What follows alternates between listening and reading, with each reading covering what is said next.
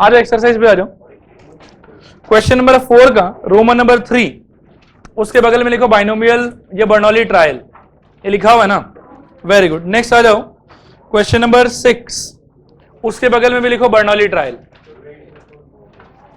6 के बगल में लिखो बर्नौली ट्रायल। 5 तो हो गया था शायद,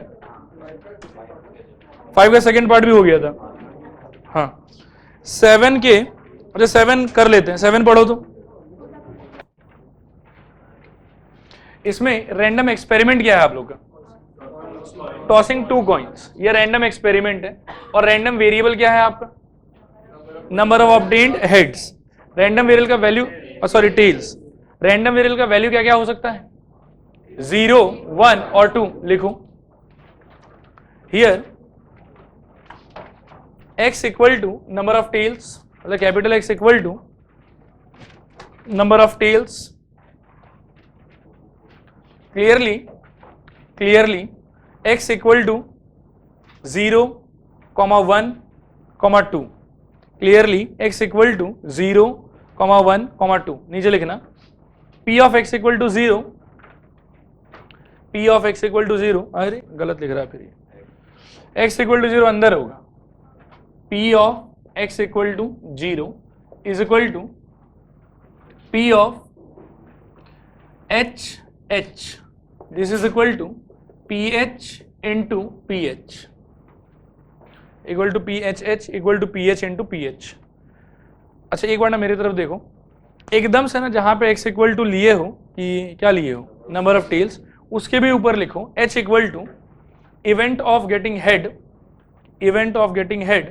and t is equal to event of getting tail, h equal to event of getting head and t equal to event of getting tail. नीचे लिखना therefore pH equal to probability of head कितना होगा? Normally half होता है, but ये situation थोड़ा अलग है, यहाँ पे बायस्ड कॉइन है जिसमें 3 टाइम्स हेड है और 1 टाइम टेल है, इसीलिए कितना हो जाएगा? 3/4 लिखो। pH equal to 3/4 and pt is equal to 1/4, ठीक है। अब नीचे लिखो, ये यहां आ जाओ वापस से, this is equal to 3/4 into 3/4, 3/4 into 3/4, this is equal to 9/16। Next लिखो p capital X equal to 1, मेरे तरफ देखो, मीनिंग क्या होगा इसका? एक टेल मिला है, अब एक टेल मतलब हेड टेल या टेल हेड दोनों हो सकता है, लिखो this is equal to p bracket के अंदर में HT और TH, this is equal to PHT plus PTH, this is equal to PT into PH plus PH into PT, this is equal to 3/4 into 1/4 into 2 कर लो, चलो कितना आ रहा है बताओ? 3/8, ठीक है। नेक्स्ट लिखो px equal to 2, px equal to 2 is equal to क्या होगा? ptt, this is equal to कितना? 1/4 इंटू 1/4, 1/16। अच्छा जो आपका टेबल होना चाहिए वो कैसा होना चाहिए बताओ? x 0, 1, 2, 0 के नीचे 9/16, 1 के नीचे 3/8 और 2 के नीचे 1/16, मैच कर लो तो। पीछे देखो यही टेबल है, कुछ और है?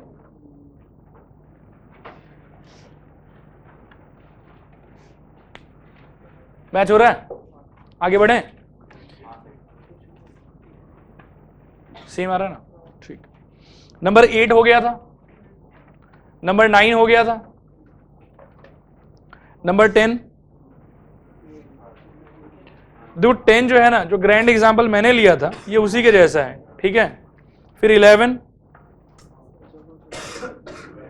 11 भी बेकार ही, अगर आप कहोगे तो डिस्कस कर दूंगा मैं, कराऊं कि छोड़ दूं?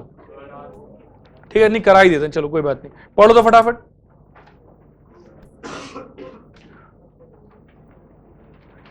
आप पहले ये सोचो कि रैंडम एक्सपेरिमेंट क्या होगा यहाँ पे?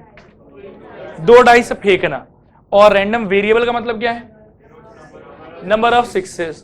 तो रैंडम वेरिएबल का वैल्यू क्या क्या हो सकता है? 0, 1 या फिर 2, ठीक है। ध्यान से सोचना, सोच सोच के बताना। जीरो के नीचे क्या नंबर आना चाहिए? पहले सोचो जीरो का मतलब क्या हुआ, आपने 2 डाइस फेंका और 6 एक भी नहीं आया, यही मतलब है। तो क्या होगा 5/6 इंटू 5/6। फिर 1 के नीचे बताओ 5/6 इंटू 1/6 इंटू 2, एक 6 आया एक 6 नहीं आया, ठीक है।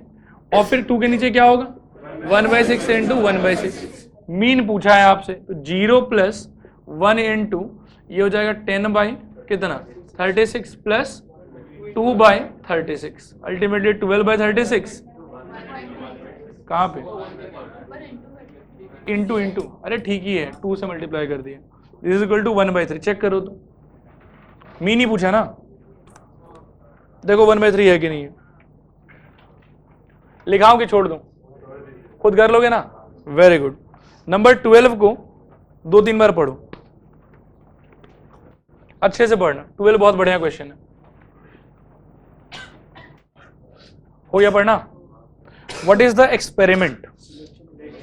सिलेक्शन ऑफ 2 नंबर्स फ्रॉम 1 2 3 4 5 6, 0 से स्टार्ट करेंगे कि 1 से? 1 से, पॉजिटिव बोल दिया। फिर what is the meaning of random variable?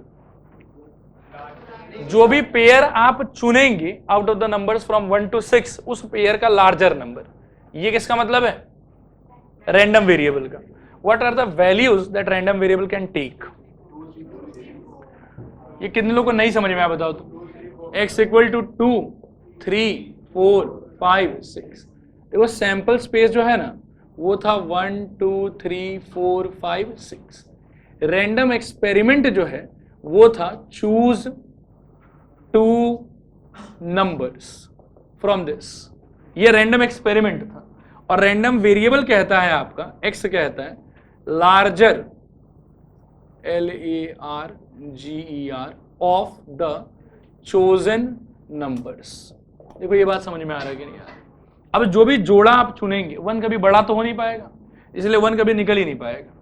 सबसे पहले क्या निकल सकता है 2, अगर 1 और 2 का जोड़ा बनाए तो। और क्या निकल सकता है 3 और 4 और 5 और 6। 1 बनाएगा कैसे? विदाउट रिप्लेसमेंट है, ठीक। खुश हैं आप लोग? समझ में आया यहां तक? अब ना सोचो probability of x equal to 2 क्या होगा? प्रोबेबिलिटी ऑफ, रुक जा आराम से करेंगे, x इक्वल टू 3 क्या होगा? Probability of x equal to 4 क्या होगा? Probability of x equal to 5 क्या होगा? And probability of x equal to 6 क्या होगा? कॉम्बिनेशन से करके दिखाऊं कि जनरली करके दिखाऊं? जनरली दिखाऊं, चलो ठीक है। x इक्वल टू 2 अगर आप ले रहे हैं, ध्यान से सुनिएगा मैं क्या कह रहा हूं, तो पक्का बात है कि 2 तो आपने चुना ही चुना होगा, तो पहले 2 चुन लो। आउट ऑफ 6 पॉसिबिलिटीज 2 कितना 2 है? 1 2, तो इसमें से 2 चुनने का प्रोबेबिलिटी 1/6, ठीक है। अब अगर आपका 2 बाहर आ रहा है, इसका मतलब है कि 2 के साथ वाला नंबर 2 से छोटा वाला नंबर होगा। इस सिचुएशन में एक ही पॉसिबिलिटी है 1, तो 1 चुनने का प्रोबेबिलिटी 1/5। और एक खास बात कि 2 चुन के 1 चुनो कि 1 चुन के 2 चुनो, फर्क पड़ेगा नहीं, इसीलिए इंटू 2। आया समझ? दोहराऊं कि आगे चलूं? दोहरा दो एकदम, मेरे टेंशन मत लो, मिटा देते हैं, कुछ था ही नहीं ऐसा सोचो, आप एकदम यहां आ जाओ। x इक्वल टू 2 आया है, इसका मतलब क्या हुआ होगा? आपने एक जोड़ा बनाया होगा, जिस जोड़े में 2 बड़ा आदमी रहा होगा, इसलिए 2 बाहर निकला, उसका प्रोबेबिलिटी अपन चाहते हैं। आपके जोड़े में से यदि 2 निकला है तो 2 को तो निश्चित आपने चुना ही चुना होगा। अगर 2 को आपने चुना होगा, 2 चुनने का प्रोबेबिलिटी आउट ऑफ 6 क्या हो जाएगा? 1/6, क्योंकि एक आपके फेवर में है, 6 टोटल है। क्लियर हुआ? अगर 2 बाहर निकला है आउट ऑफ द पेयर, मतलब उस पेयर में जो अदर मेंबर होगा वो 2 से छोटा होगा पक्का, तभी 2 बाहर निकल सकता है, क्योंकि रैंडम वेरिएबल का मतलब क्या है? Larger of the chosen numbers, ठीक है। तो जो नेक्स्ट नंबर होगा that should be smaller than 2। अब 2 से स्मॉलर कितना ऑप्शन है? सिर्फ एक, और टोटल ऑप्शन कितना है? 5, क्योंकि एक 2 निकल चुका है, तो क्या हो जाएगा सोचो? 1/5। अब खास बात कि 1 चुन के 2 चुनो कि 2 चुन के 1 चुनो, फर्क क्या पड़ेगा? इसीलिए ये सेम चीज एक बार और इंटू 2। क्लियर है? थिंक अबाउट इसके, क्या होगा? 1/6 इंटू 2/5 इंटू 2।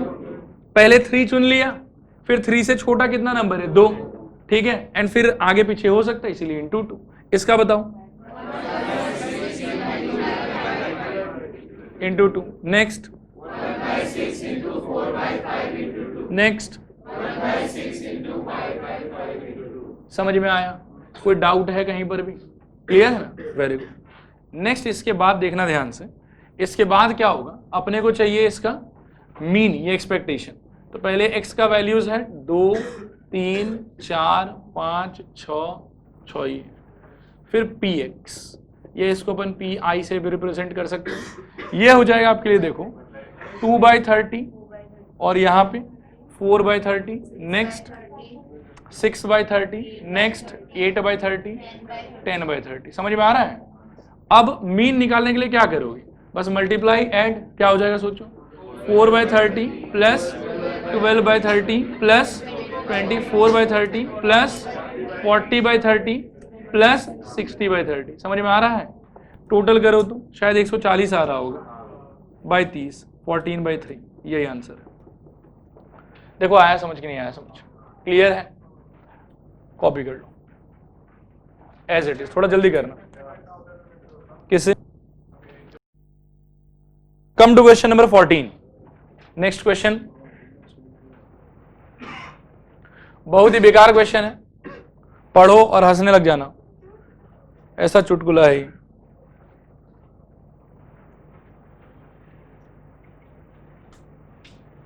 x का वैल्यू क्या क्या हो सकता है सोचो?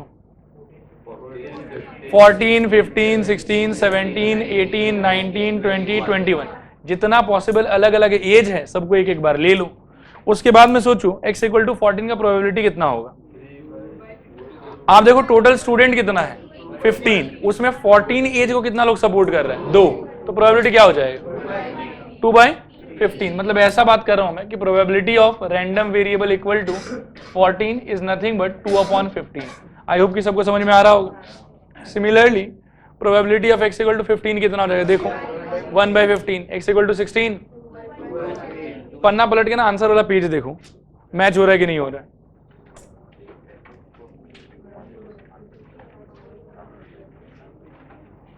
मैच हो रहा है? हो रहा है? हाँ होना ही चाहिए था। लास्ट क्वेश्चन, क्वेश्चन नंबर 15, तेजी से पढ़िए। 15 भी चुटकुला ही है, बस पढ़ के हंसने लग जाना, उसमें बताने लायक कुछ नहीं है। बात करूं x इक्वल टू क्या क्या हो सकता है? 0 और 1। 0 का मतलब क्या है? अपोज, और 1 मतलब फेवरेबल। खुश हैं आप लोग यहां तक? अच्छा इसके आगे बात सुनिए। 0 मतलब हो गया अपोज और 1 मतलब हो गया फेवरेबल। अपोज का प्रोबेबिलिटी देखो दिया हुआ है 30/100 या 30%, और फेवर का प्रोबेबिलिटी 70% या 70/100। हमसे क्या पूछा है? EX and variation. EX मतलब एक्सपेक्टेशन या मीन, मीन निकाल लेते, मीन ऑरली निकल जाएगा। क्या होगा सोचो, 0 × 30% प्लस 1 × 70%। 0 वाला पार्ट हट गया, क्या बचा? 70%। चेक करो एक्सपेक्टेशन है कि नहीं है? 70% होना चाहिए। अरे है, बस खुश हो जाओ, वेरिएंस खुद से कर लेना। अरे वो x 0 1 वैल्यू दिया हुआ है, पढ़, उसके लिए पढ़ना पड़ेगा। In a meeting 70% of the members favour and 30% oppose certain proposal. A member is selected at random and we take. नहीं कुछ नहीं होगा, ये ले लिया ना, खुद ही ले लिया, वी टेक।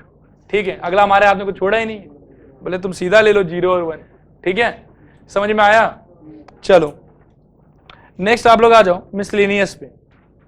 मिसलेनियस में एक आध फालतू क्वेश्चन है। सबसे पहले पढ़ें मिसलेनियस का question number 8, most famous question. Class 8-9 से ये क्वेश्चन मिलने लग जाता है। हाँ एक्चुअली में संडे वाला बात होता है, यहाँ ट्यूसडे वाला बात चल रहा है। आंसर तो आता ही होगा आप लोगों को। कितना? 7 पे कुछ।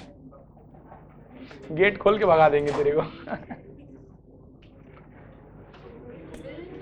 लिखो फटाफट लिखो, मैं बता रहा हूं। लिखो a leap year equal to 366 days. A leap year equal to 366 days is equal to 7 × 52 plus 2। मतलब जब आप इसको 7 से डिवाइड करेंगे ना तो ऐसा सिचुएशन क्रिएट होगा कि कोशेंट आपको मिलेगा 52 और रिमाइंडर मिलेगा 2, मिलेगा ऐसा, विश्वास करो मेरे पे, ठीक है। अब आगे कहानी सुनो, यदि 7 × 52 मिल रहा है, इसका मतलब है कि 7 7 का 52 सेट तो क्रिएट होगा, इसका मतलब कि 52 वीक्स है उसके पास और 2 दिन एक्स्ट्रा है। सिंस 52 वीक्स है तो जितना भी नॉर्मल डे होता है वो सारा 52 टाइम्स तो आया ही होगा, खाली ये 2 दिन में अब जो कोई बनेगा वो लोग 53 टाइम्स हो जाएगा।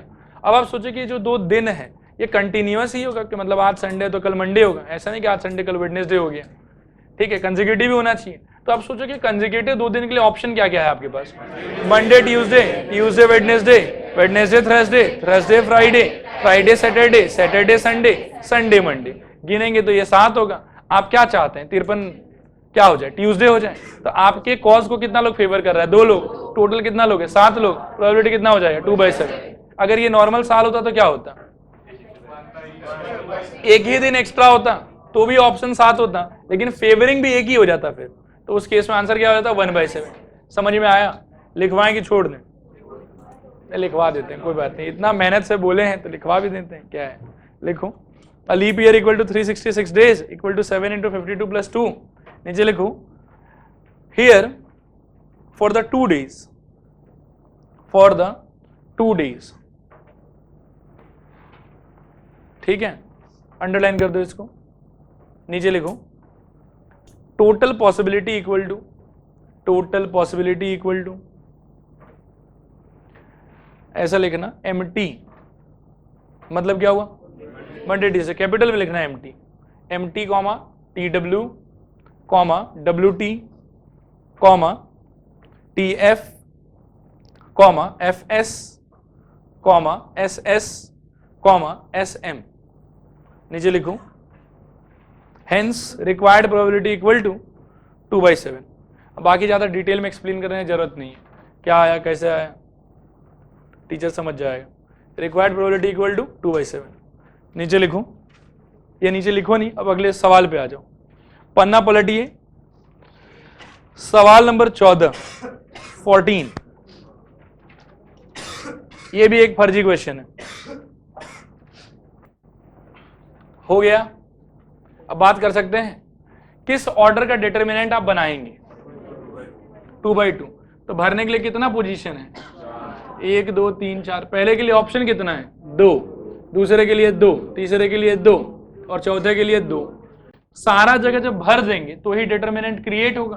तो टोटल पॉसिबल डिटर्मिनेंट कितना होगा 2 × 2 × 2 यानी कि 2, अच्छा एक 2 और 2⁴ 16।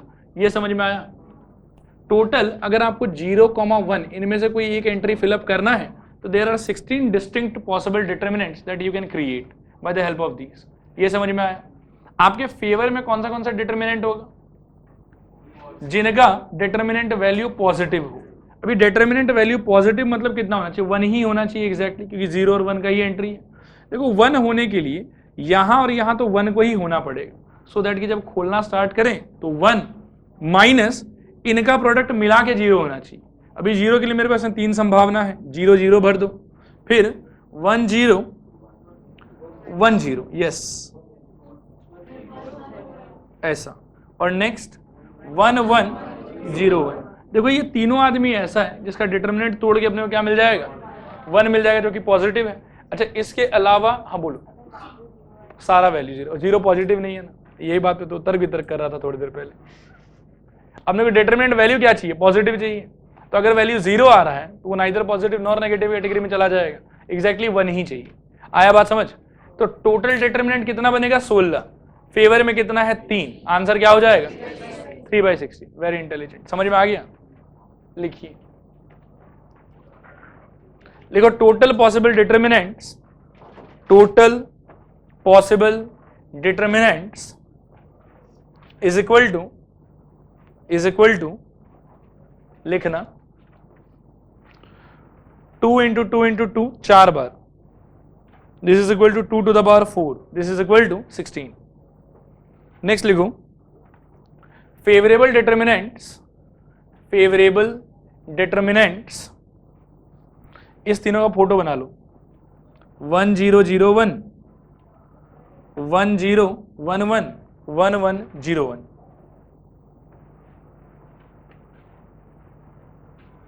ठीक है, नीचे लिखो hence required probability is equal to कितना 3/16। 3/16। अब थोड़ा पीछे के पन्ने पे आओ, 583 और क्वेश्चन नंबर 11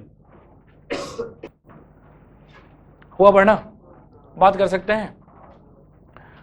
पहले ना सोचो कि आदमी के साथ में कांड कैसा कैसा हो रहा होगा, मतलब एक्स वैक्स का डिस्कशन बाद में करेंगे, पहले सोचो कि क्या क्या हो सकता है। गेम का रूल्स पहले सुन लो। आदमी ना जाएगा खेलेगा, अगर उसके क्या हेड आना है कि 6 आना है, 6 आना है, वो मैक्सिमम 3 बार ट्राई करेगा। और ट्रायल ऐसा है कि अगर पहले हिट में 6 बंदा आउट, फिर पहले पे अगर 6 नहीं है तब वो सेकेंड ट्रायल करेगा, सेकेंड पे 6 बंदा फिर से आउट, नहीं तो फर्स्ट सेकेंड पे अगर 6 नहीं आया थर्ड ट्रायल होगा, 6 आया आउट, एंड थर्ड पे अगर 6 नहीं भी आया तो भी बंदा आउट। तो what are the possibilities of the situations, वो सोचो। 6 आ गया, 6 नहीं आया, फिर 6 आया, फिर 6 नहीं, 6 नहीं, 6, फिर 6 नहीं, 6 नहीं, 6 कहीं नहीं, ऐसे ही है। 6 आ गया 1 रुपया मिलेगा, और 6 नहीं आया तो 1 रुपया चला जाएगा। यहाँ पर अल्टीमेटली कितना रुपया आ रहा है, और ये है आपका random variable, amount of money that he wins. वो तो सिचुएशन है, वो रैंडम वेरिएबल नहीं है आपका, ठीक है। आगे बढ़ो, 0 यहाँ और यहाँ -3, 3 रुपया हारेगा, वो जीत तो रहा ही नहीं है। क्लियर है। अब जरा सोचो कि प्रोबेबिलिटी ऑफ x, 1 का प्रोबेबिलिटी 1/6, क्योंकि 1 6 आएगा, ये सिचुएशन हो जाएगा। इसका प्रोबेबिलिटी 5/6 इंटू 1/6, इसका प्रोबेबिलिटी 5/6 का होल स्क्वायर इंटू 1/6, और आखिरी वाला 5/6 का होल क्यूब। आया समझ के नहीं आया समझ। और एक्सपेक्टेड वैल्यू मतलब मल्टीप्लाई कर करके जोड़ दीजिए, जो आएगा वो आंसर है। क्लियर है। इस क्वेश्चन का आंसर एनसीईआरटी के पीछे से मैच नहीं करेगा। एनसीईआरटी के पीछे से यदि आंसर मैच कराना है तो ये मत लेना, तो एनसीईआरटी से मैच होता है। पता नहीं वो लोग ऐसा क्यों किया है, क्योंकि सवाल में कहीं पे भी ऐसा नहीं बोला हुआ कि कम से कम एक बार तो 6 को मारेगा ही मारेगा। यदि ऐसा बोल देता कि the person will throw at least 1 6, जहां भी वो क्विट कर रहा है 6 मार के क्विट कर रहा है, तब ये नहीं होता, क्योंकि 3 ही बार ट्राई करना था, तो यही उसका आखिरी ट्रायल होता है कि 6 मार के क्विट कर गया वो। लेकिन क्वेश्चन में यदि ऐसा बात नहीं दी है कि एटलीस्ट 1 6 विल बी हिट, नहीं नहीं नहीं नहीं नहीं, जरूरी नहीं है कि आ जाएगा। और यदि मान लो कि तीनों पे नहीं आया, जब वो तो बीच का सिचुएशन आपको बोला हुआ है कि तीसरे ट्रायल तक अगर नहीं पहुंचा तो कहां भागेगा वो, ठीक है।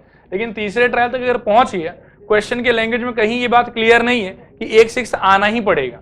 अगर ऐसा कहीं क्लियर होता तो हम ये केस नहीं लेते, तब हम यहां रुक जाते कि कम से कम 1 6 तो आना ही पड़ेगा। लेकिन क्वेश्चन में कहीं ऐसा बोला नहीं कि 1 6 आना ही चाहिए कम से कम, तो अपन ये केस भी लेंगे और अपना आंसर पीछे से मैच नहीं होगा, ठीक है। लिखो क्लियरली, ये क्लियर नहीं, पहले क्लियरली काटो। पहले लिखो x equal to amount won और लॉस्ट, अमाउंट वॉन और लॉस्ट। नीचे लिखो क्लियरली x इक्वल टू, अब लिखो 1 थोड़ा गैप छोड़ के, 0 थोड़ा गैप छोड़ के, -1 थोड़ा गैप छोड़ के, -3। 1 के नीचे ना ऐसे ब्रैकेट में लिखो 6, ताकि आपको याद रहे कि 1 आया कैसे। पहले हिट पे 6, 0 के नीचे 6 बार 6, -1 के नीचे 6 बार 6 बार 6, एंड -3 के नीचे 666 बार। अब नीचे ये टेबल बना लो सीधा, x और px, और एक्सपेक्टेड वैल्यू मतलब मीन निकालना है आपको। मीन एक बार देखो तो निकाल के कितना आ रहा है, बताओ तो हमको। क्या -364/216, यही मान लेंगे हम लोग। हो गया सबका। एक क्वेश्चन लिखो तो, ध्यान से लिखना, बोलो।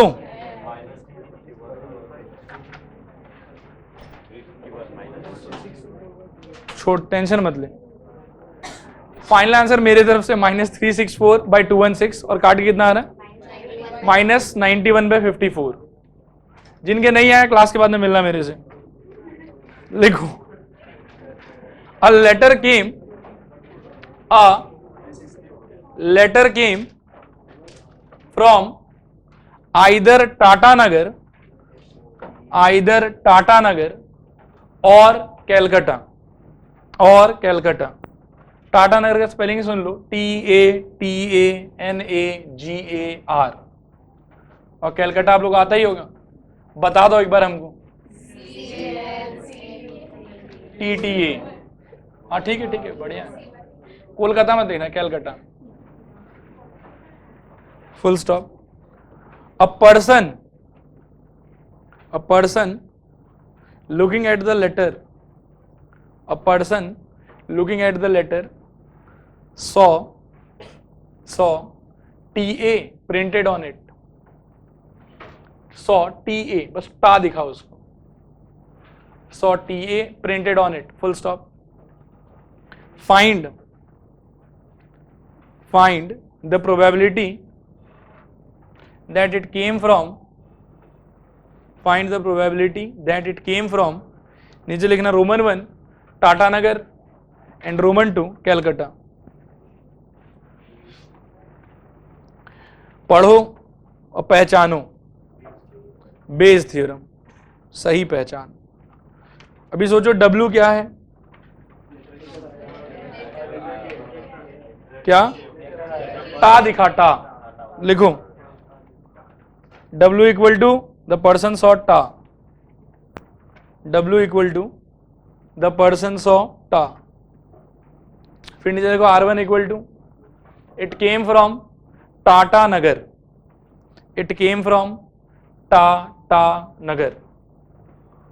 And R2 is equal to it came from Calcutta, अच्छा R1 R2 का कोई स्पेशल प्रेफरेंस, तो क्या पकड़ लोगे, हाफ हाफ लिखो, PR1 equal to PR2 is equal to half, PR1 equal to PR2 is equal to half. नीचे लिखो now PW by R1 is equal to, अब बोर्ड पर देखो, यहां थोड़ा नौटंकी है, W बाय R1 का वर्बल मीनिंग बताओ। टा दिखा और टाटा नगर से आया, ठीक है। अभी सुनो, टाटा नगर का स्पेलिंग सोचो, TATANAGAR। अभी टा यदि उसको दिख रहा होगा तो ऑब्वियस बात है कि वो सीधा देख रहा होगा, ठीक है, और सीधा में वो 2 लेटर देख भी रहा है। तो यहाँ केसेस अपन ऐसे बनाएंगे कि जितना कंसेक्यूटिव 2 लेटर हो सकता है वो पहले सोचो।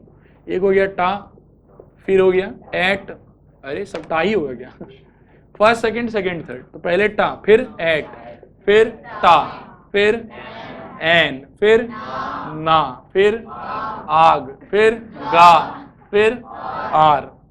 समझ में आया आप लोग को? गिनिए तो कितना केस बना, 8। फेवर में कितना है, मात्र 2। तो P of W by R1 कितना हो जाएगा, 2/8। आया समझ? सिमिलरली कैलकाटा का भी नाटक कर लेते हैं, CALCUTTA, का, फिर अल, फिर लक, फिर कू, फिर अट, फिर टट, फिर टा। समझ में आया? गिनिए कितना 2 है, 7। फेवर में कितना है, 1। क्या होगा, PW by R2 is equal to 1/7। लिखिए। अच्छा ये जो चीज है ना, इसको कोने में बना लीजिएगा, बीच में दिखाइएगा मत। लिखिए PW by R1 equal to 2/8, और उसके नीचे PW by R2 equal to 1/7, equal to 1/7।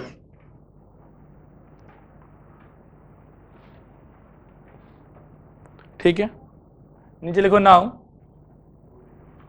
हुआ, लिखो रोमन 1।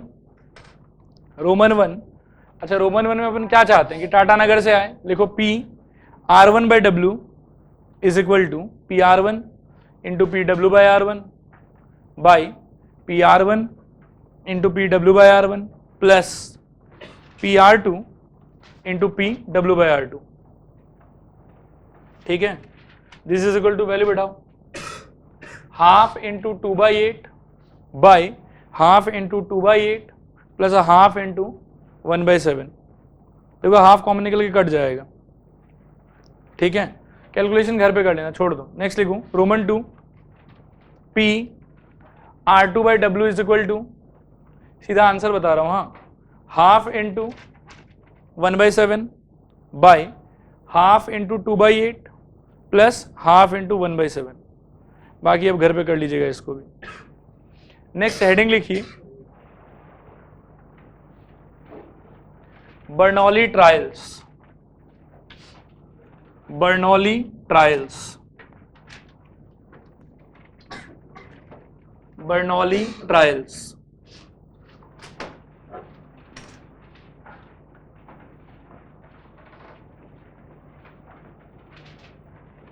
हो गया? कॉपी बंद कर लो एक बार।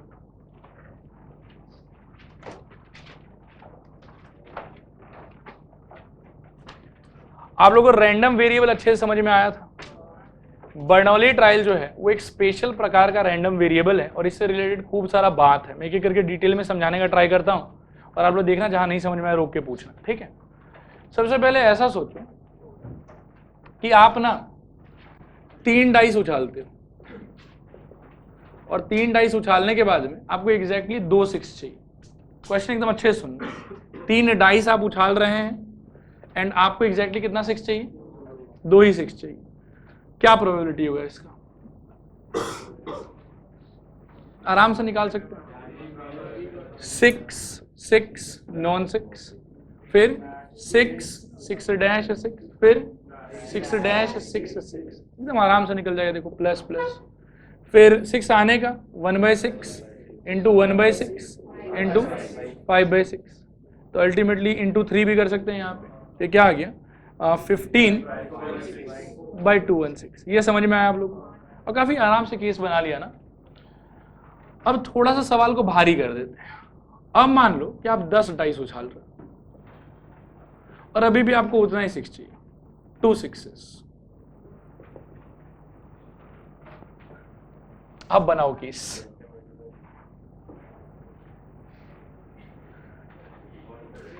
सिचुएशन समझ में आया? 3 डाइस में 2 6 का अगर है तो इजीली केस बना सकते हो। क्या समस्या? कोई प्रॉब्लम नहीं है। वहां पे भी ऐसा नहीं कि सकेंगे नहीं, लेकिन क्या है कि आलस आ रहा है, छोड़ो कौन बनाएगा। बात आया समझ? तो जितना ये इस टाइप का सिचुएशन होता है जहां आलस आना स्टार्ट हो जाए, वहां पे काम आता है बर्नौली ट्रायल। अब बर्नौली ट्रायल क्या है, क्यों है, वो आगे बताऊंगा। सिचुएशन समझ में आया आपको? ऐसा कोई भी सिचुएशन जहां पे जो ट्रायल का नंबर है ना वो बहुत ज्यादा हो और जहां पे अपन केसेस बनाने में इतना इच्छुक नहीं रहे कि अरे यार कौन इतना मेहनत करेगा, छोड़ो बात दो, ठीक है? अब ना यहां मैं आपको एक एक्सप्लेनेशन देना चाहता हूं। यहां पे इस सिचुएशन, यहां पे 3 डाइस अपन उछाल रहे थे, मतलब ट्रायल कितना था मेरे पास? 3 ट्रायल था। हर ट्रायल पे, मतलब अगर मैं किसी एक ट्रायल को, 1 ट्रायल को एनालाइज करूं तो मेरे को 2 ही चीज से मतलब था कि 6 आया कि 6 नहीं आया। बाकी बीच में क्या आया क्या नहीं आया उससे हमको थोड़े मतलब था, 5 आया कि 4 आया। हम तो 2 ही चीज देख रहे थे कि या तो 6 आएगा या 6 नहीं आएगा। क्लियर है? अब 6 आया को, जैसे बहुत ज्यादा इच्छा है कि 2 ही 6 आए, इसको मैं मन में एक बार के लिए कह सकता हूं कि ये मेरे लिए सक्सेस जैसा हो गया। मन चाह रहा है ना कि 6 आए, यदि ये सक्सेस हुआ तो ये क्या हो गया? फेलियर हो गया। FAILUR, failure. समझ में आ रहा है? खूब सारा बात। पहले जो एक्सपेरिमेंट एक्चुअल में यही था आपका रैंडम एक्सपेरिमेंट, ये बात भी अपन कह सकते हैं। तो रैंडम एक्सपेरिमेंट में बहुत सारा ट्रायल, 3 भी कम नहीं होता, लेकिन जनरली अपन क्या कि 4 या 4 से ऊपर में ही बर्नौली ट्रायल को यूज करेंगे। 3 तक तो केस बनाने में सामर्थ्य रहता है हम लोग का। तो एक तो अपना एक्सपेरिमेंट के अंदर में खूब सारा ट्रायल, हर ट्रायल पे, पर्टिकुलर किसी ट्रायल पे आप देखेंगे कि कुछ ना कुछ सक्सेस हो रहा होगा एंड कुछ ना कुछ फेलियर हो रहा होगा। एंड हर ट्रायल पे सक्सेस फेलियर सेम ही रहेगा। पहले ट्रायल पे सक्सेस मतलब 6 था, फेलियर मतलब 6 नहीं आना था। दूसरे ट्रायल पे भी सक्सेस का मतलब 6, फेलियर मतलब 6 का नहीं आना। तीसरे ट्रायल पे भी सक्सेस का मतलब 6 और फेलियर का मतलब 6 नहीं आना। और इससे भी इंपॉर्टेंट बात क्या है कि जो भी चीज को आप सक्सेस या फेलियर एज्यूम करेंगे ना, कोई भी पर्टिकुलर ट्रायल पे उन दोनों का जो रेस्पेक्टिव प्रोबेबिलिटी है वो चेंज नहीं होगा। ये मोस्ट इंपॉर्टेंट चीज है कि जैसे मैं अगर 3 बार डाइस उछाल रहा हूं तो फर्स्ट टाइम पे 6 आने का प्रोबेबिलिटी और 6 नहीं आने का प्रोबेबिलिटी कितना था? 1/6 और 5/6। मैं कितने बार भी डाइस उछालूं क्या ये चीज चेंज होगा? ये चीज नहीं चेंज होगा। तो जहां कहीं भी ऐसा सिचुएशन क्रिएट होता है ना, 3-4 कंडीशन है। First condition, your experiment should have more than 3 और 4 ट्रायल्स। ट्रायल बहुत सारा होना चाहिए। हर ट्रायल पे something you define it as success and उसका ऑपोजिट वाला फेलियर। अच्छा, सक्सेस फेलियर जो है कभी सवाल में नहीं आएगा। सक्सेस फेलियर आपका चॉइस है, आपको जैसे मर्जी आप डिफाइन करो। आपको अच्छा लग रहा है कि 6 का आना हम सक्सेस रखें, आप रख लो। और किसी स्टूडेंट को लगे कि नहीं सर ये हमको सक्सेस नहीं चाहिए, हमको ये एज अ सक्सेस चाहिए, ठीक है, इट्स ओके, आप इसको भी सक्सेस मान सकते हैं। मतलब success and failure are something that you will create, ठीक है। Your random experiment will have many trials, more than 3 और more than 4 trials. On every trial you will define something as success, कि अगर इस ट्रायल में ये हुआ तो मैं सक्सेस मानूंगा, और इस ट्रायल में अगर ये नहीं हुआ तो मैं इसको फेलियर मानूंगा, ठीक है। खास बात यह है कि प्रत्येक ट्रायल में जिस किसी भी चीज को आप सक्सेस या फेलियर मानेंगे, उनका जो कंसेक्यूटिव, जो खुद का मतलब कि इंडिविजुअल प्रोबेबिलिटी है, वो किसी ट्रायल में चेंज नहीं होना चाहिए। पहले में सक्सेस फेलियर जितना जितना था, दूसरे में भी सक्सेस फेलियर उतना उतना ही रहे। और खास बात, आपके सक्सेस और फेलियर का प्रोबेबिलिटी मिला के 1 होना चाहिए। यहां पे हो रहा है, आपकी सक्सेस का प्रोबेबिलिटी कितना हो जाएगा? 1/6। फेलियर का प्रोबेबिलिटी कितना हो जाएगा? 5/6। तो अगर ये सारा क्राइटेरिया फुलफिल हो रहा है, then it is a question of Bernoulli trial. And Bernoulli trial में क्या होता है कि आउट ऑफ n ट्रायल्स, समझना ध्यान से, out of n trials if you want exactly r success, out of n trials if you want exactly r success, assuming कि success का प्रोबेबिलिटी है p एंड फेलियर का है q, तो obvious सा बात है कि p प्लस q कितना होना चाहिए था? 1। Then to obtain exactly r success out of n trials there is a grand formula, NCR, मतलब n केसेस, n ट्रायल्स में से आप कोई भी r ट्रायल चुन लीजिए। आपको r सक्सेस चाहिए था, r पे आप सक्सेस पा लीजिए, बाकी पे आप फेलियर पा लीजिए। सोचो यही तो हो रहा है। आया समझ?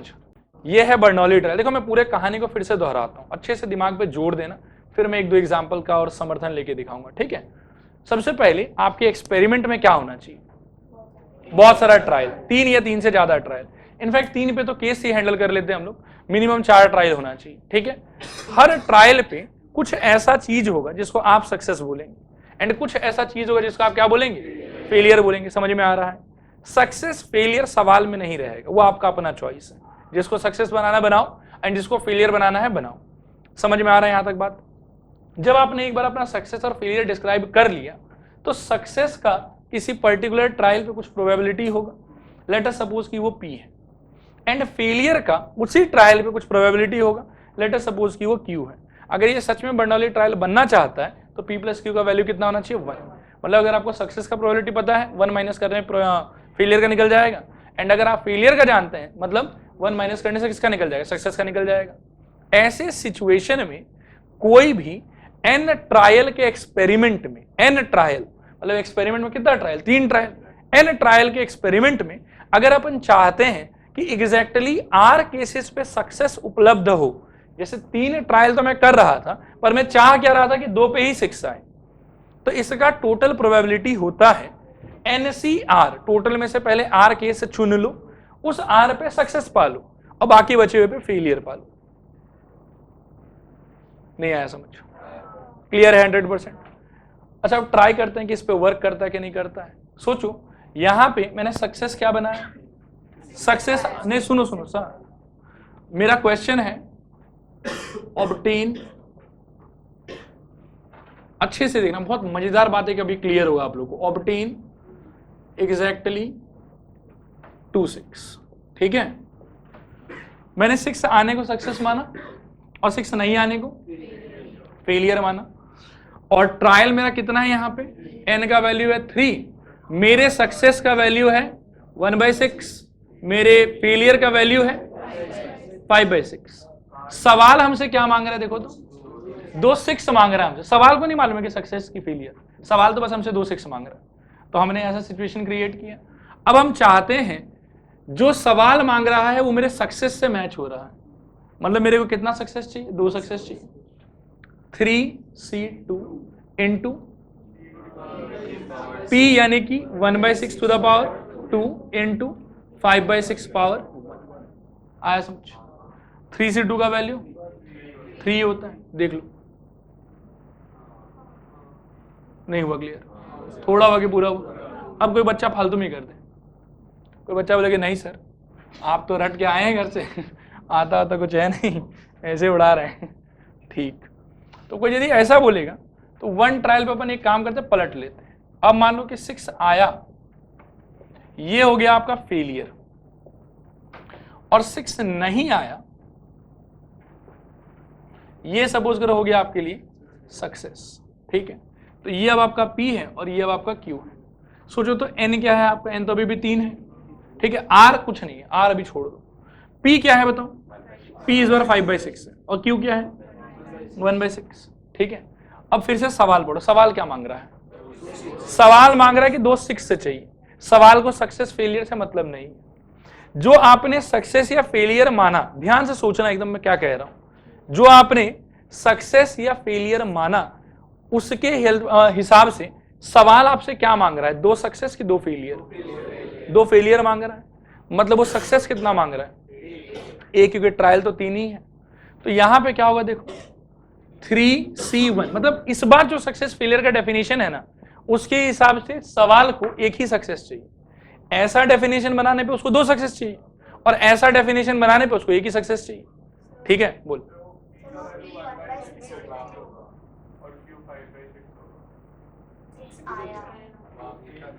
अच्छा, मैंने यहां गलती कर दिया, हे भगवान। QP और अब ठीक है, देख लो, सक्सेस हमेशा P से, फेलियर हमेशा Q से। ठीक है, मैं ये कह रहा था कि सक्सेस फेलियर को यदि आप पलट भी लेते हो, इस बात से कोई मतलब नहीं। सवाल को क्या चाहिए उसको ऑब्जर्व करो। सवाल को जो चाहिए उसके हिसाब से आप सोचो कि आपके सक्सेस फेलियर के डिस्क्रिप्शन के हिसाब से सवाल आपसे सक्सेस मांग रहा है कि फेलियर मांग रहा है। सवाल हमसे 2 6 मांग रहा है, मतलब हमारे डेफिनेशन के हिसाब से 2 फेलियर मांग रहा है वो, और टोटल अपन ट्राई कितना बार करेंगे? 3 बार। तो सक्सेस कितना बार चाहिए? कंफ्यूज कर रहे हो आप लोग खुद को, सुनो ध्यान से, एकदम अच्छे सुनो। सवाल क्या मांग रहा है? 2 6। यहां 2 6 पाना फेलियर है कि सक्सेस है? 6 पाना मतलब फेलियर, अगला 2 6 मांगा मतलब 2 फेलियर। कुल आप ट्राई कितना बार कर रहे थे? 3 बार। 2 बार यदि फेलियर हो जाओगे तो पास कितना बार करना है? 1 बार। सक्सेस कितना चाहिए? 1। फॉर्मूला सेम रहेगा, तो फॉर्मूला के हिसाब से हो जाएगा देखो, 3C1, ठीक है, इनटू, इस बार एक ही सक्सेस चाहिए, trial C number of success required, P का मतलब है 5/6, 5/6 पावर 1 इंटू 1/6 पावर फेलियर 2। अब देखो 3C1 यहां आया और यहां क्या आया था? 3C2। भगवान का लेकिन दया है कि NCR इज इक्वल टू क्या होता है? NCN minus R। तो 3C2 इक्वल टू कितना हो जाएगा? 3C3 minus 2, 3C1। अल्टीमेटली ये भी 3 देगा, 3 इंटू 5/6 इंटू 1/36। देखो आया समझ कि नहीं आया समझ? तो कोई भी क्वेश्चन में सक्सेस फेलियर आपके आंसर को चेंज नहीं करेगा। खाली क्या है देखो, सवाल पहले अच्छे से पढ़ना, अच्छे से पढ़ के आपको 3-4 चीज रियलाइज करना है। पहला रियलाइज करना कि सवाल में ट्रायल बहुत सारा होना चाहिए, मतलब एक ही एक्सपेरिमेंट खूब सारा ट्रायल है उसके अंदर। ठीक है, अगर ऐसा लगे कि एक एक्सपेरिमेंट में 4 से ज्यादा ट्रायल है, पक्का बर्नौली ट्रायल, दूसरा हो ही नहीं सकता, क्योंकि मैनुअली केस बनाओगे तो मतलब समझ रहे हो दुनिया का अंत आ सकता है। नहीं करेंगे ऐसा। सबसे पहले क्या खोजोगे? बहुत सारा ट्रायल। दूसरा क्या खोजोगे? कि कोई भी ट्रायल पे सक्सेस फेलियर डिस्क्राइब करें, एंड सक्सेस फेलियर ऐसा डिस्क्राइब करें कि उनका प्रोबेबिलिटी, जो रेस्पेक्टिव इंडिविजुअल प्रोबेबिलिटी है, वो किसी भी ट्रायल पे बदले नहीं, वो सेम रहे। ठीक है, समझ में आ रहा है? नेक्स्ट क्या होना चाहिए कि सक्सेस फेलियर का प्रोबेबिलिटी मिला के कितना आना चाहिए? 1।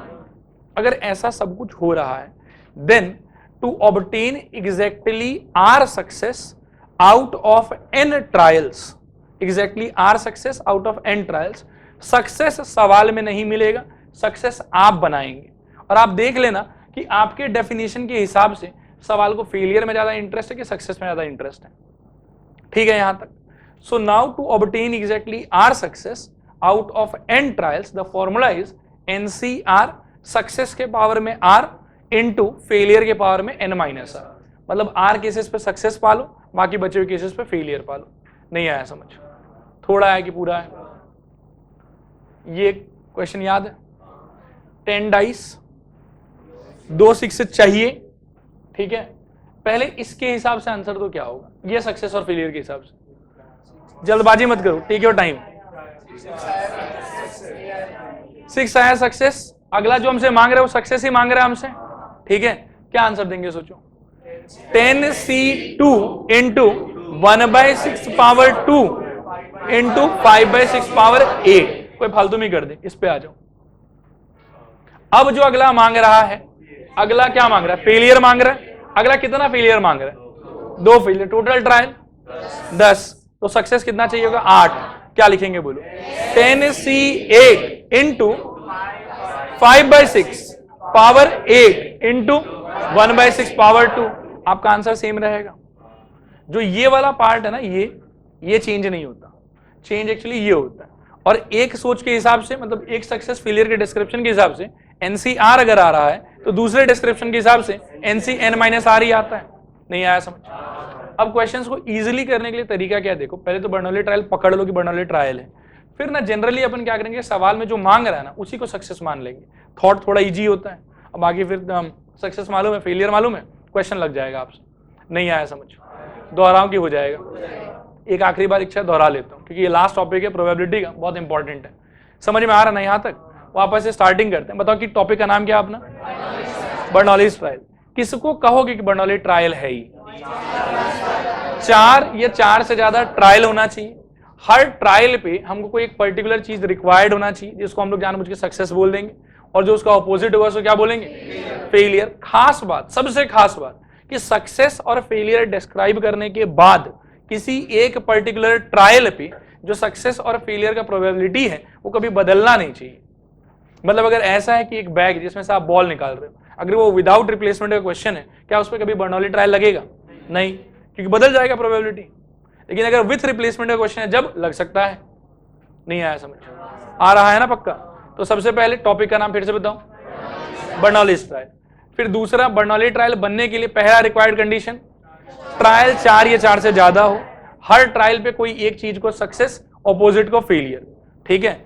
हमको सक्सेस और फेलियर का प्रोबेबिलिटी जो है किसी भी ट्रायल पे बदलना नहीं चाहिए, फिक्स होना चाहिए बिल्कुल। और सम कितना आना चाहिए, 1। ये यहां तक समझ में आया। ऐसे सिचुएशन में यदि हमको n ट्रायल्स में से, जैसे यहाँ पे 10 डाइस फेंक रहे मतलब 10 बार ट्राई करेंगे, n ट्रायल्स में से अगर एग्जैक्टली R सक्सेस चाहिए, जैसे इसमें से 10 पे से 2 ही पे 6 चाहिए था, बाकी पे 6 नहीं चाहिए था, तो out of n trials if you want exactly R success, then the formula is this, NCR total CR। R मतलब सक्सेस, सक्सेस के माथे पे R, फेलियर के माथे पे N-R, ठीक है। बेस्ट तरीका क्वेश्चन करने का, जो सवाल मांग रहा है उसी को सक्सेस मान लो, और जो वो नहीं मांग रहा है उसको फेलियर मान लो। लेकिन सक्सेस फेलियर अगर आप बदल भी दोगे तो भी आंसर सेम आएगा, खाली क्या कि संभल के काम करना। एक बार जब आपने सक्सेस फेलियर डिस्क्राइब कर लिया ना, एक बार और क्वेश्चन से मिलाना कि आपके डिस्क्रिप्शन के हिसाब से सवाल को फेलियर चाहिए कि सक्सेस चाहिए। अगर उसको आपके डिस्क्रिप्शन के हिसाब से सक्सेस चाहिए, फिर तो बहुत सिंपल है, NCR P power R Q power N-R। लेकिन यदि उसको फेलियर चाहिए, तो अगर ये आपका फेलियर का नंबर है, मतलब आपका सक्सेस का नंबर होगा this minus this, total trial minus number of failure, वो आपका सक्सेस होगा। एंड थोड़ा सा फॉर्मूला का फॉर्मेट चेंज कर देंगे हम लोग, बाकी फाइनल आंसर सेम ही रहता है दोनों केस। आया समझ कि नहीं आया समझ, 100%। लिखना स्टार्ट करो, है 15 मिनट अभी। नहीं यार, सम 1-2 कराने दो, जरूरी है, नहीं तो लटक जाएगा। लिखो,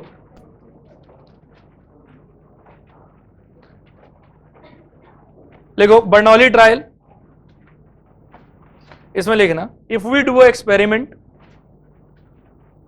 satisfying the following condition, if we do a experiment satisfying the following condition, then it is called Bernoulli trial, then it is called Bernoulli trial.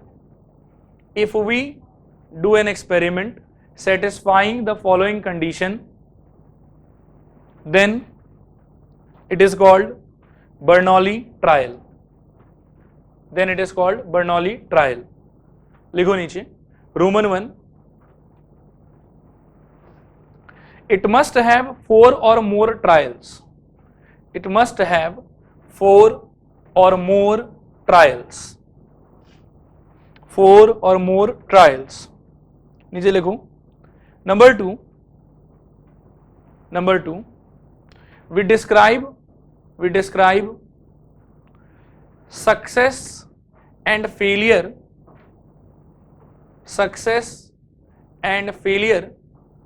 on ourselves. खुद डिस्क्राइब करेंगे on ourselves according to need of the question. According to need of the question. And every trial should be capable of, giving success or failure. Every trial should be capable of giving success or failure. ये point number 2 का ना पढ़ो तो एक बार, समझ में आ रहा है कि नहीं? मतलब सवाल पढ़ के सक्सेस फेलियर हम बनाएंगे और हर ट्रायल में इतना कैपेसिटी होना चाहिए कि अगला सक्सेस या फेलियर दोनों चीज हमको दे सके. नंबर 3 लिखो. Probability of success and failure on any particular trial should be fixed.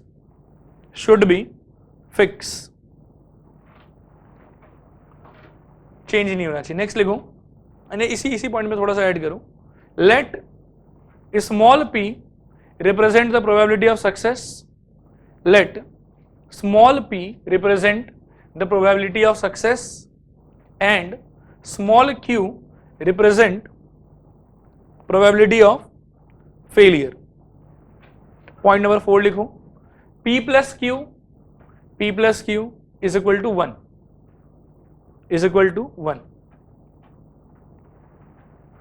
ये सारा कंडीशन है. नीचे लिखो. Now if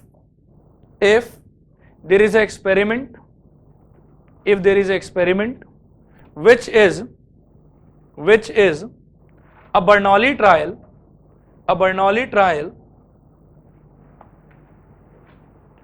having n trials,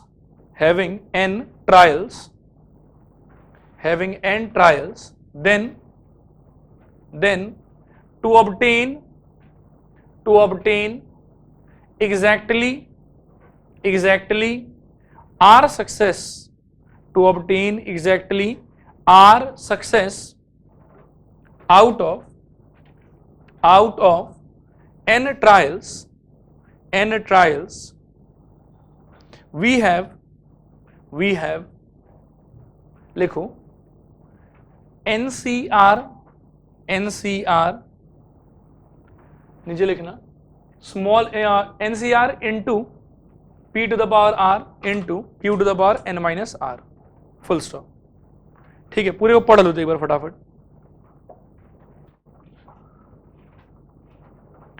हो गया पढ़ना? समझ में आया पूरा? डाउट है कहीं पर भी? नहीं. ठीक है. चलो. Binomial distribution.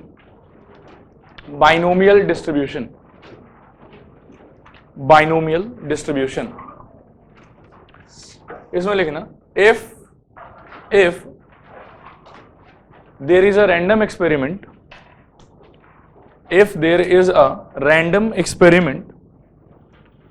that resembles to a Bernoulli trial, if there is a random experiment that resembles to a Bernoulli trial, and we describe a random variable on that experiment as the number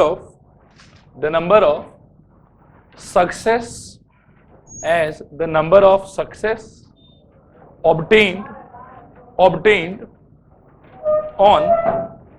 on doing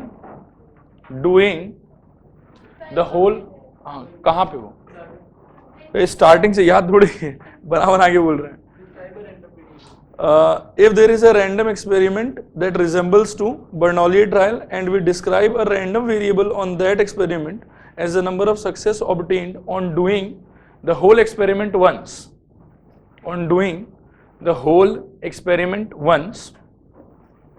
then the probability distribution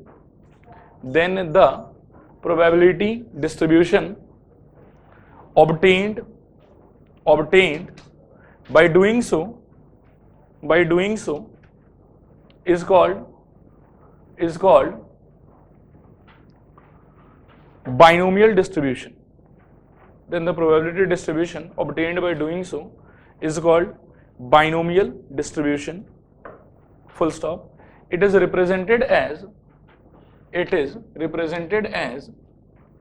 b n comma p, where n stands for total number of trials, and p stands for probability of success on a single trial, probability of success on a single trial. ठीक है, full stop. इसको पढ़ो मत, copy बंद कर लो एक बार।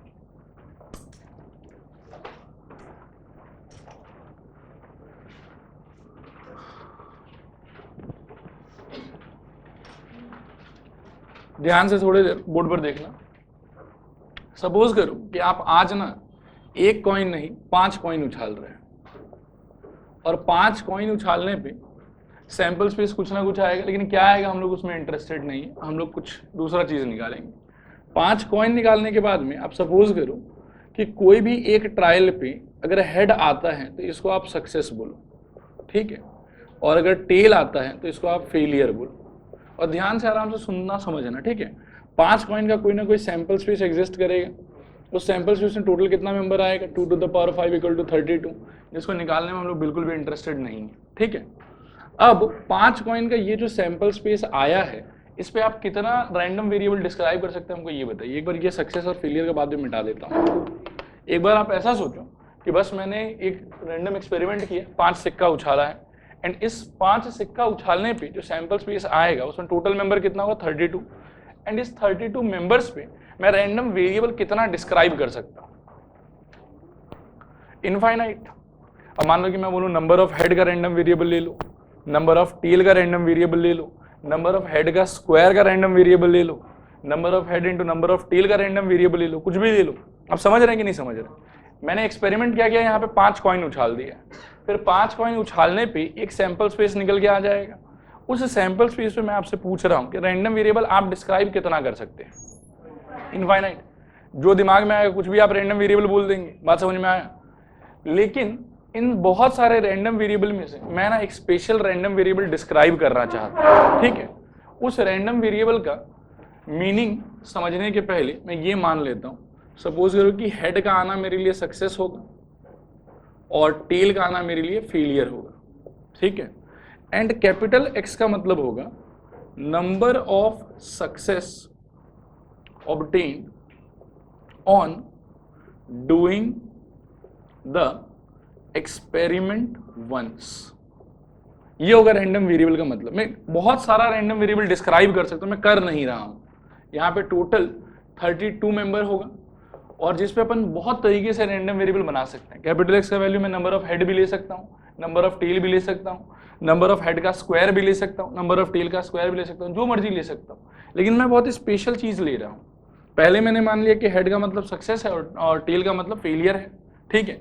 और ये मैं इसलिए मानने में कामयाब हो गया क्योंकि ये एक प्रकार से जो एक्सपेरिमेंट किया जा रहा है, ये एक टाइप का बर्नौली ट्रायल है, क्योंकि इसके अंदर में ट्रायल कितना है 5। हर ट्रायल पे सक्सेस और फेलियर का प्रोबेबिलिटी फिक्स है, वो चेंज नहीं हो रहा। इसीलिए ये एक टाइप का क्या है, बर्नौली ट्रायल। इसीलिए मैं सक्सेस फेलियर वाला बात कर पा रहा हूं। अब मैंने रैंडम वेरिएबल को डिफाइन किया है number of success obtained on doing the whole experiment once. ठीक है, आपके सक्सेस का मतलब क्या है, हेड का आना, और फेलियर का मतलब क्या है, टेल का आना। यदि ये सही में सक्सेस और फेलियर है और ये है रैंडम वेरिएबल का डिस्क्रिप्शन, तो आप जरा सोचिए कि एक्स क्या क्या वैल्यू ले सकता है। 0 ले सकता है, 1 ले सकता है, 2 ले सकता है, 3, 4 और 5। ये समझ में आया? जरा सोचो कि x इक्वल टू 0 का मीनिंग क्या होगा। सारा टेल आया होगा। 1 का मीनिंग क्या होगा, एक हेड बाकी सारा टेल। 2 का मतलब 2 हेड बाकी सारा टेल। 3 का मतलब सारा टेल। 4 का मतलब 4 हेड सारा टेल। 5 का मतलब 5 हेड कोई भी टेल नहीं। ये समझ में आया आप लोग? अच्छा, अब सिंस ये बर्नौली ट्रायल का पूरा सिचुएशन है, तो क्या इस सिचुएशन में मैं p x equal to 0 Bernoulli trial के फॉर्मूला से निकाल पाऊंगा? अगर मैंने सक्सेस और फेलियर को ये माना है, तो इस सिचुएशन में सपोज करो पी इक्वल टू कितना हो जाएगा, हाफ, और क्यू इक्वल टू भी कितना हो जाएगा, हाफ। तो पी एक्स इक्वल टू 0 का जो वैल्यू है वो कैसे आएगा? आप टोटल ट्रायल कितना कर रहे हो, 5 बार, और सक्सेस कितना चाहिए आपको, 0। तो हम क्या बोलेंगे, 5C0, एक भी सक्सेस नहीं मिला, हाफ की to the power 5 into half की टू द पावर 0। ये एक प्रकार से आपका P है और ये वाला आपका Q है। समझ में आया? फिर आप सोचो कि P x इक्वल टू 1 का मीनिंग क्या होगा, 5C1 half to the power 1 into half to the power 4, उल्टा कर दिया, रुक जा, यस यस यस, यहाँ 0 यहाँ 5, इस केस में यहाँ 1 और यहाँ पे 4। ठीक है, मतलब बात एक्चुअली एक ही है, अल्टीमेटली जाके यहाँ पावर 5 ही आएगा। पी एक्स इक्वल टू 2 कितना होगा सोचो, 5C2 half to the power 2 into half to the power 3। ये समझ में आया? नेक्स्ट क्या होगा सोचो, p x equal to 3 is equal to क्या होगा सोचो, 5C3 half to the power 3 half to the power 2। फिर next p x equal to 4 is equal to 5C4 half to the power 4 into half to the power 1। And finally P x equal to 5 का आ जाएगा आपके लिए 5C5 half to the power 5 into half to the power 0। देखो समझ में आया कि नहीं? क्लियर है 100%? अब इसका मालूम है खास बात क्या है? इसका खास बात यह है कि आप बिना सैंपल स्पेस के बारे में एक भी बार सोचे, आपने सोचा भी नहीं कि सैंपल स्पेस में क्या आया होगा, और आपने पूरा प्रोबेबिलिटी डिस्ट्रीब्यूशन बना लिया। मतलब इसके पहले जो भी हम लोग रैंडम वेरिएबल का प्रोबेबिलिटी डिस्ट्रीब्यूशन बनाते थे, हम लोग उसके अंदर में सैंपल स्पेस लिखते नहीं थे। फॉर एग्जांपल मैं एक एग्जांपल रिकॉल करता हूं, जैसे मान लो कि 2 डाइस फेंकना है आपको, और 2 डाइस फेंकने के बाद में उस पर आया हुआ जो नंबर्स का सम होगा, मान लो कि वो आपके लिए रैंडम वेरिएबल, तो उस केस में हमको समझ में तो आया कि रैंडम वेरिएबल का वैल्यू 2, 3, 4, 5, 6 अप टू 12 तक होगा। फिर जब उसका प्रोबेबिलिटी डिस्ट्रीब्यूशन बनाने का बात आया, तब अपने को थोड़ा सा सैंपल स्पेस याद करना पड़ा। बिना सैंपल स्पेस के आइडिया हुए आप उसका प्रोबेबिलिटी डिस्ट्रीब्यूशन नहीं बना पाओगे। 2 के सपोर्ट में कितना मेंबर था, 1, टोटल मेंबर था 36, इसलिए रैंडम वेरिएबल 2 वैल्यू लेगा, उसका प्रोबेबिलिटी हो गया 1/36। अब वहां देखो सैंपल स्पेस का यूज था, बिना सैंपल स्पेस के आप कोई काम, आ जाओ, बिना सैंपल स्पेस के आप कोई काम नहीं कर पाते वहां पे। लेकिन यहां देखो क्या गजब बात हुआ कि बस हमको एक्सपेरिमेंट मालूम था, हमको सक्सेस का मतलब मालूम था, और हमको फेलियर का मतलब मालूम था। सक्सेस का प्रोबेबिलिटी मालूम था एक ट्रायल पे, फेलियर का प्रोबेबिलिटी मालूम था एक ट्रायल पे। एंड बस इतना सा बात जान के कि इतना बार हम ट्राई करेंगे एक एक्सपेरिमेंट में, हमारे सक्सेस फेलियर का मतलब होगा ये, एंड उसके बाद में हमने पूरा प्रोबेबिलिटी डिस्ट्रीब्यूशन खड़ा कर दिया। बात आया समझ? और इस टाइप का जो भी प्रोबेबिलिटी डिस्ट्रीब्यूशन आप बनाओगे, जिसमें आप ये बर्नौली ट्रायल वाला फॉर्मूला यूज करोगे, उसको हम लोग कहते हैं बाइनोमियल डिस्ट्रीब्यूशन। यही है रैंडम वेरिएबल और बाइनोमियल डिस्ट्रीब्यूशन के बीच का फर्क। ठीक है, सब लोग एक काम करो, जो लोग नए भी आए, नोट एक बार पढ़ लो, मैं पूरा बात शुरू से रिकॉल करा देता हूँ और दोनों के बीच में कंपैरिजन देख लेंगे। एक बार ना थोड़ा जोर से पढ़ लो, तो इसको थोड़ा जोर से पढ़ो, मैं भी सुन लूं।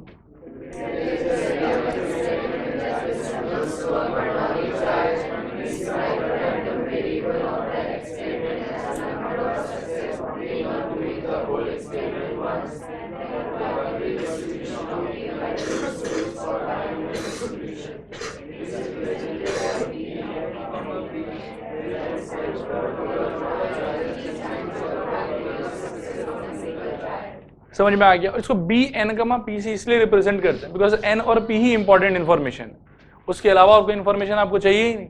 एन आपको पता चल गया मतलब वो टोटल ट्रायल है, और पी पता चल गया मतलब वो नंबर ऑफ क्या है, सक्सेस, मतलब probability of success on one trial. And उस दो के हेल्प से आप सब कुछ निकाल सकते हैं। जैसे ही आपको पी मालूम पड़ गया और एक्सपेरिमेंट अपना क्या होना चाहिए था, बर्नौली ट्रायल, तो automatic p plus q equal to 1 से क्यू निकल जाएगा। और पी क्यू आने के बाद में एन जब आपको मालूम ही है तो एक्स का वैल्यू हमेशा 0 से लेके कहां तक वेरी करेगा, एन तक वेरी करेगा, और कोई सिचुएशन हो ही नहीं सकता। नीचे लिखो हियर नोट, हाँ नोट में कंटिन्यू कर लो। Here the random variable is called, here the random variable is called binomial variate. Here the random variable is called binomial variate, and it is also represented by capital X, and it is also represented by capital X. Full stop. अब देखो कोई भी binomial distribution का अगर आपको n और p मालूम है तो आपको लगता है कि पूरा बाइनोमियल डिस्ट्रीब्यूशन आप खुद प्रिपेयर कर लेंगे। n अगर मालूम है तो आपको x का अलग अलग वैल्यू मालूम चल जाएगा। मान लो कि n का वैल्यू 5 है तो x का अलग अलग वैल्यू क्या हो सकता है। अच्छा, n का वैल्यू 5 होने का वर्बल अंडरस्टैंडिंग क्या होगा, मतलब आप ट्राई मैक्सिमम 5 बार करेंगे, क्या हो जाएगा वहां से 0 1 2 3 4 5। समझ में आया ये चीज, थोड़ा है कि पूरा है। नेक्स्ट चीज है कि अगर p का वैल्यू आपको मालूम है और वहां पे कंडीशन था कि p plus q equal to कितना होना चाहिए 1, तो वहां से आप q भी निकाल लेंगे। फिर आपको n मालूम चल गया, उससे x का अलग अलग वैल्यू मालूम चल गया। अब x की कोई पर्टिकुलर वैल्यू का प्रोबेबिलिटी निकालने के लिए NCR p to the power r और q to the power n minus r, मतलब ये दो चीज मालूम रहने पे पूरा डिस्ट्रीब्यूशन हम खुद प्रिपेयर कर सकते हैं। बात आया समझ, थोड़ा पूरा। बस अब किताब पर आ जाओ, खोलो NCERT।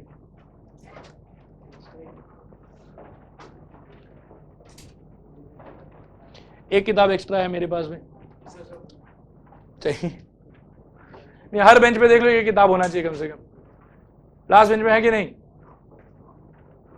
किताब ही नहीं है, एक दे दो। चलो ठीक है, फटाफट आओ सब लोग, पेज नंबर 575, एकदम तेजी से देखना। 575, एग्जाम्पल नंबर 31। एग्जाम्पल नंबर 31 का क्वेश्चन पढ़ो और रोमन नंबर 1 क्वेश्चन पढ़ो, मतलब पहले मेन क्वेश्चन फिर रोमन नंबर 1, और वहीं रुक जाना एक बार।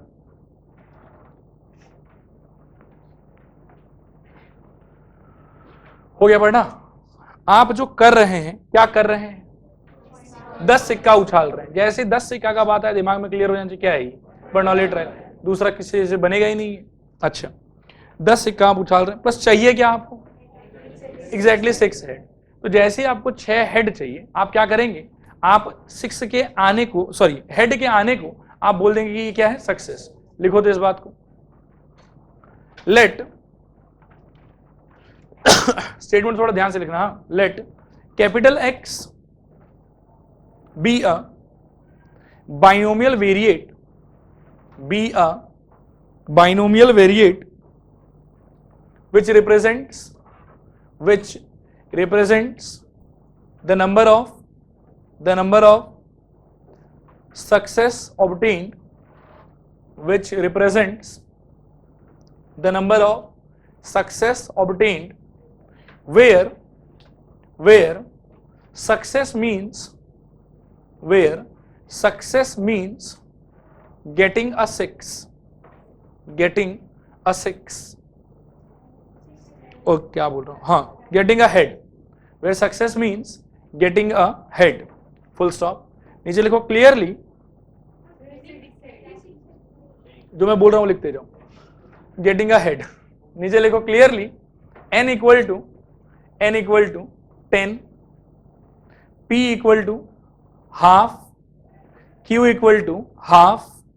अब मेरी तरफ देखो, मतलब बर्नौली ट्रायल का जो क्वेश्चन होगा ना, उस पर सीधा फॉर्मूला से अटैक नहीं कर सकते हम लोग, आपको ये स्टेटमेंट हमेशा देना पड़ेगा, और ये ना कॉमन स्टेटमेंट है जो हर क्वेश्चन में यूज होगा। Let capital X be a binomial variate that represents the number of success where success is defined as, वहां तो एकदम रट लो, उसके अंदर सवाल दर सवाल चेंज होते रहेगा। जैसे यहाँ पे अपन सक्सेस किसको बोलेंगे, हेड के आने को, इसलिए वो बोला फिर नीचे हाथों हाथ आपको n, p और q निकालना है। यहाँ पे n कितना था आपका 10, p कितना था हाफ और q कितना था हाफ। अब आप सोचो कि जो आपको एग्जैक्टली कितना हेड चाहिए, 6 हेड चाहिए। 6 हेड के हिसाब से क्या मैं ऐसा सोचूं कि मेरे से p of capital X equal to 6 पूछा जा रहा है? सही सोच रहा हूं, गलत सोच रहा हूं? सही सोच रहा हूं। इसके लिए फॉर्मूला क्या हो जाएगा? पहले फॉर्मूला बोलो, NCR P to the power R Q to the power N minus R। सही कह रहे हैं। क्या हो जाएगा बताइए? 10C6 half to the power 6 into, आया समझ? अब चेक कीजिए आंसर। और लिखने का तरीका ये वाला है कि हमेशा ऐसे ही लिखना पड़ेगा आपको, P के हेल्प से। पढ़ा पल्ले कि नहीं पढ़ा? थोड़ा पूरा? कोई संदेह कहीं पर भी? आगे बढ़ सकते हैं। रोमन नंबर 2 देखो क्या मांगा है, बताओ। इसको पहले लिख लो, एक सेकंड, ये मतलब एक को कंप्लीट करके रख लो सो दैट कि लिखने का फॉर्मेट मालूम है आप लोगों को। और ये यहीं पर अटक जाएगा, मतलब एक लाइन और आगे जाएगा ये 10C6 half to the power 10, बस और कुछ नहीं कर पाओगे। ठीक है, बढ़े आगे। देखो अब रोमन नंबर 2 देखो, एटलीस्ट 6 हेड, मतलब क्या मांग रहा है आपसे? मैं ऐसा सोचूं P के हिसाब से कि मेरे पास है P X greater than equal to 6 का डिमांड है। ठीक है, अच्छा ग्रेटर देन इक्वल टू 6 पे सोचो तो क्या क्या आ जाएगा? P of X equal to 7 plus P of X equal to 8 plus, अच्छा नहीं 6 भी आएगा, हाँ 6 भी आएगा, 6 7 plus p x equal to 8 plus p x equal to 9 plus p x equal to 10। ये समझ में आया कि नहीं आया? अच्छा गिनो तो कितना केस बन रहा है? 1 2 3 4 5। चलो ठीक है, और सबको खोल दो, जोड़ लो, जो आएगा वो आंसर है। पन्ना पलट के आंसर देखो, मन को संतुष्टि मिलेगा थोड़ा सा।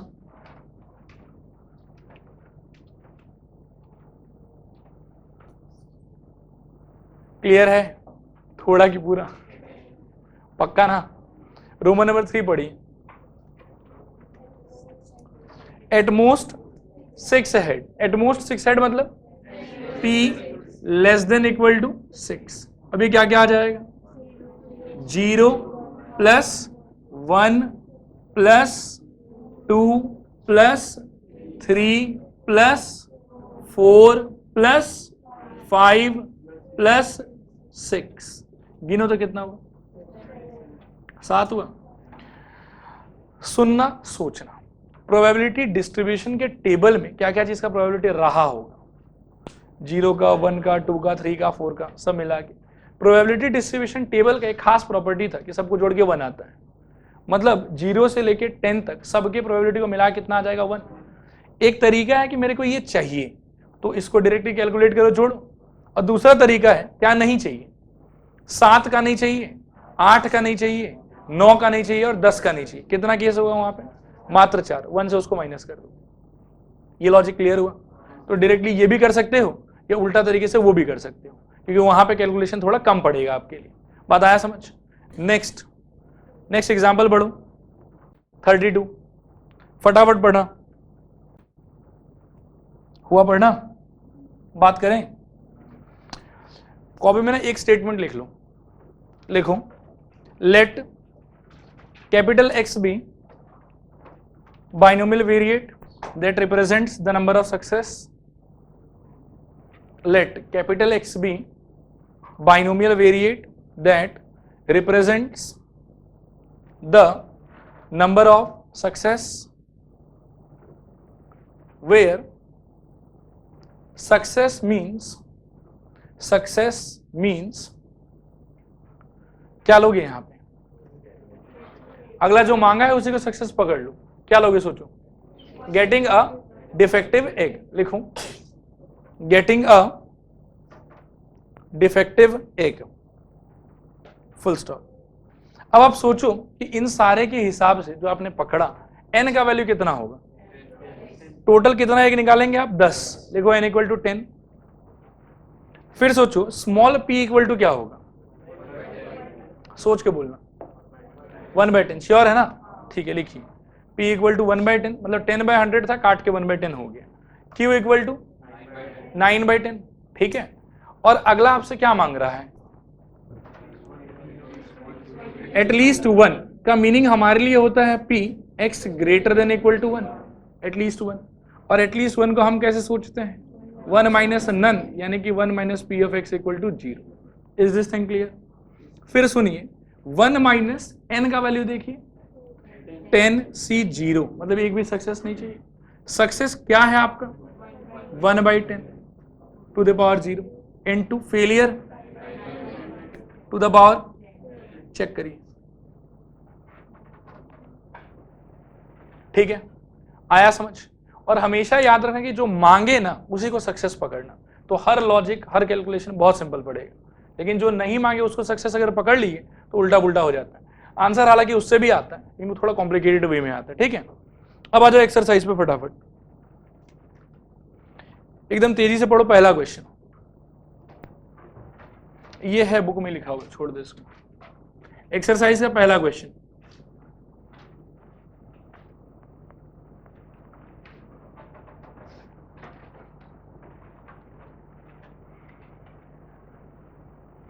हो गया।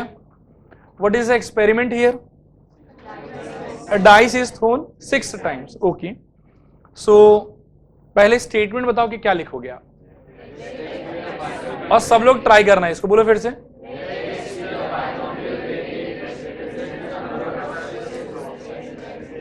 Where success is defined as, और इसमें सक्सेस देखो क्वेश्चन में दी है, इसमें खुद का दिमाग नहीं लगाना, ठीक है। तो आपके एजम्पशन के हिसाब से n का वैल्यू क्या होगा? 6। p का वैल्यू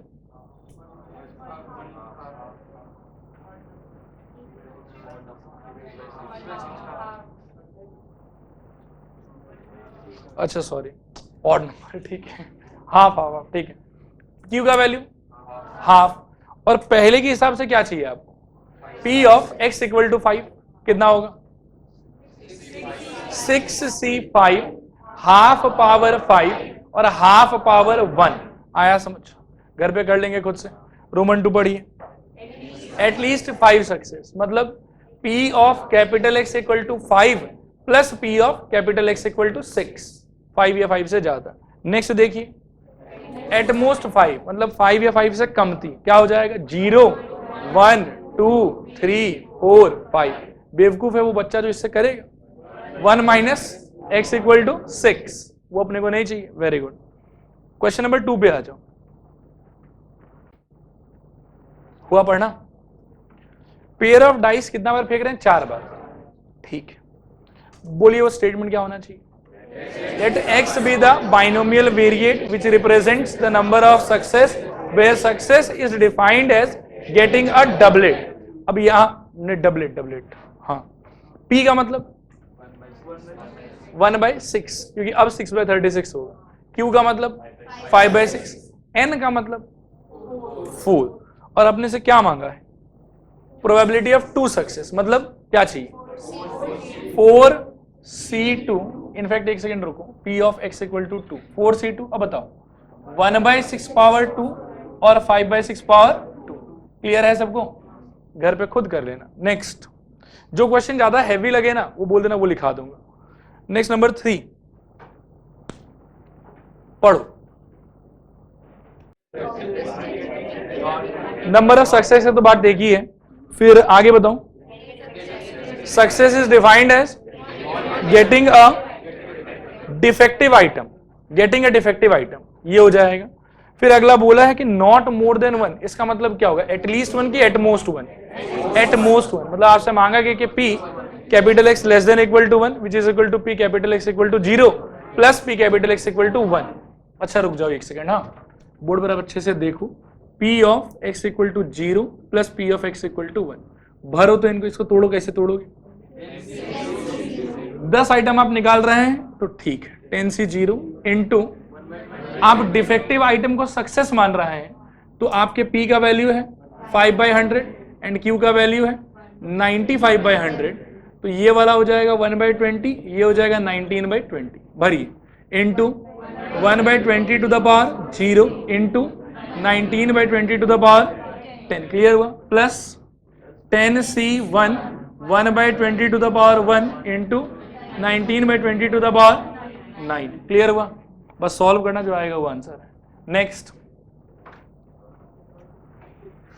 सॉल्व मतलब टेंशन में आ जाते हो। इसमें ना क्या करना है आपको, मैक्सिमम जो कॉमन ले सकते हो कॉमन ले लो। क्या आएगा सोचो, 19/20 होल टू द पावर 9, अंदर सोचिए क्या बचे, ये तो पूरा 1 हो गया, तो यहाँ बचा 19/20 प्लस 10c1 का मतलब 10 इंटू, नहीं 2 मत कर, 2 करते फिर एलसीएम वाला गेम आ जाएगा, एलसीएम नहीं लूंगा। कहाँ पे,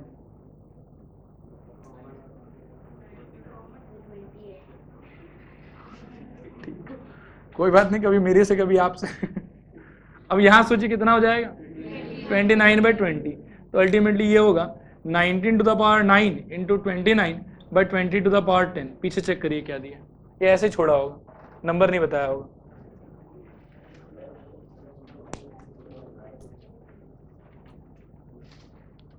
चेक करें दिया है कि नहीं दिया है, ऐसा ही है,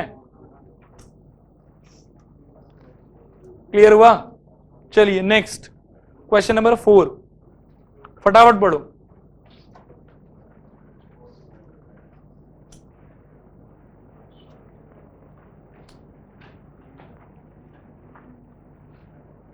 बताना होगा कि हो जाएगा आप लोग से, स्किप कर सकते हैं पक्का। 5 पढ़ो,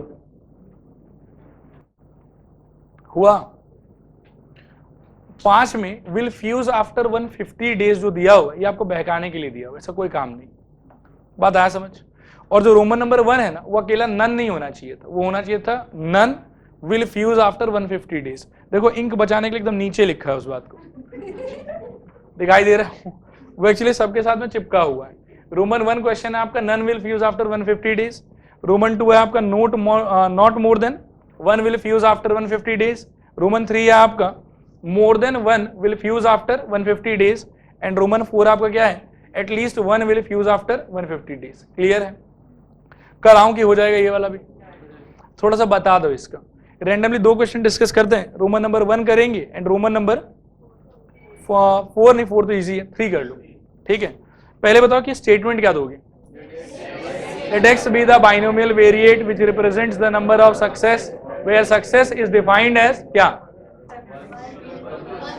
bulb will fuse after 150 days। ऐसा पकड़ लेने पे p का वैल्यू क्या हो जाएगा 0.05, q का वैल्यू 0.95। सहमत हैं आप लोग। अब बात करते हैं रोमन नंबर 1 का, यदि नन को फ्यूज कराना है मतलब x इक्वल टू कितना पकड़ो 0। अच्छा सोचो तो x इक्वल टू 0 का वैल्यू क्या आएगा 5c 0.05 पावर 0, एक भी डिफेक्टिव नहीं है, मतलब एक भी फ्यूज नहीं हो रहा, और 0.95 पावर 5, ये एकदम पीछे दिख रहा होगा, चेक करो, इसमें ज्यादा सिंप्लीफिकेशन नहीं है।